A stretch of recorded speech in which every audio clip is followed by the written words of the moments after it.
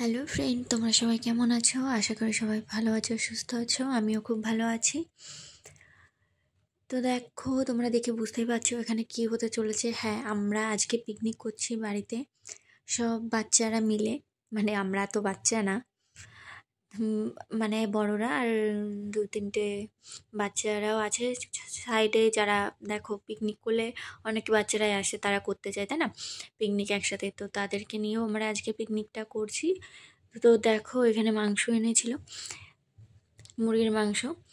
তো সেটা ধুচ্ছে আমার যা আর একটা দিদি মিলে। আর এখানে দেখো দাদারা সব, দাদা আর বৌদি মিলে পেঁয়াজ আর রসুন চুলছে। আর এখানে বাচ্চাগুলো দেখ নাচু নাচু খেলু খেলু করছে।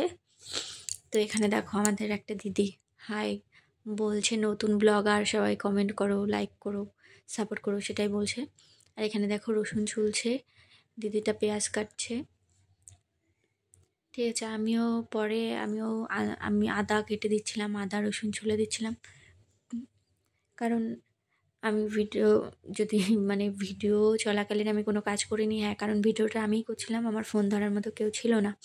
তো এখানে দেখো গাজর কুচি করা হচ্ছে, বিনস কাটা হবে। তো দেখো তারপর ফুলকপি কাটা হবে। দেখো সব কাটা হয়ে গেছে, ফুলকপি, বিনস, গাজর, মাংস সব কিছুই কাটা হয়ে গেছে, আলু, তারপর আছে পেঁয়াজ। তো আমাদের পিকনিকের মেনু হচ্ছে আজকে ফ্রাইড রাইস আর চিকেন অ্যান্ড চিকেন পকোড়া। ঠিক আছে, আর সাথে নলেন গুড়ের মিষ্টি। তো দেখো আমাদের ভাতটা প্রায় হয়ে গেছে, এখন নামাবে।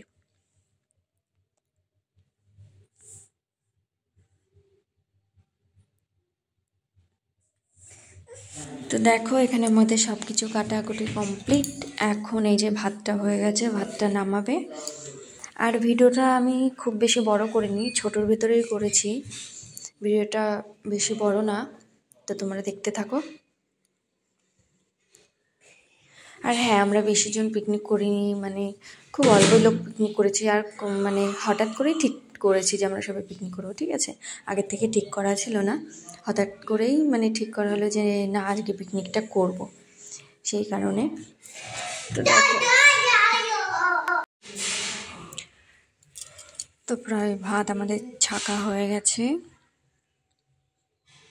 আর এটা হলো একটা দাদা আর এটা একটা দিদি, আলাদা আলাদা, এরা স্বামী স্ত্রী নয়, এরাই রান্না করছে।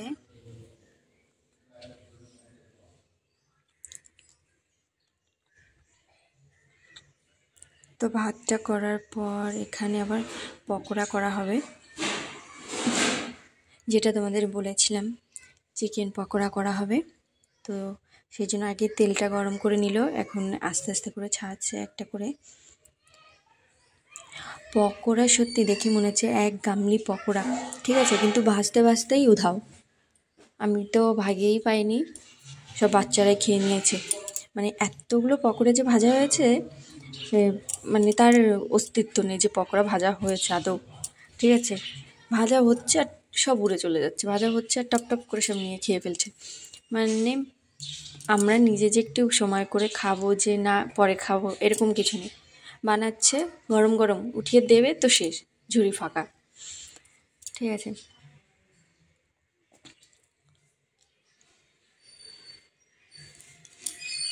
তো তোমরা দেখো।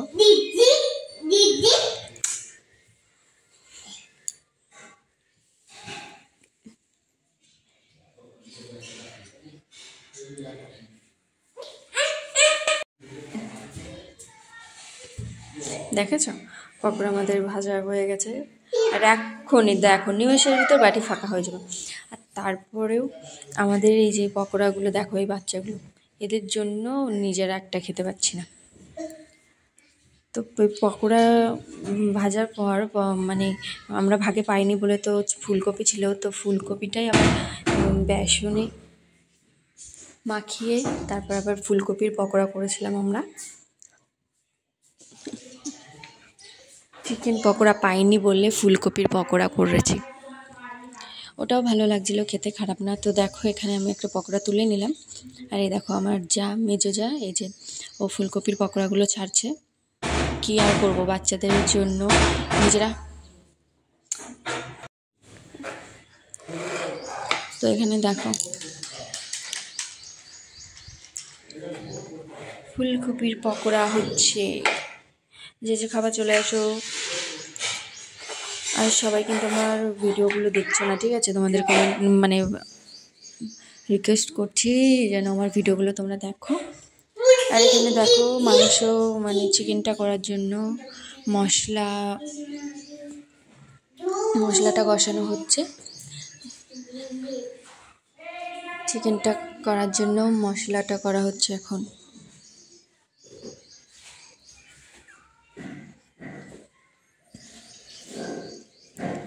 মশলাটা ভালো করে কষানো হয়ে গেলে তারপর চিকেনটা দিয়ে দেবে।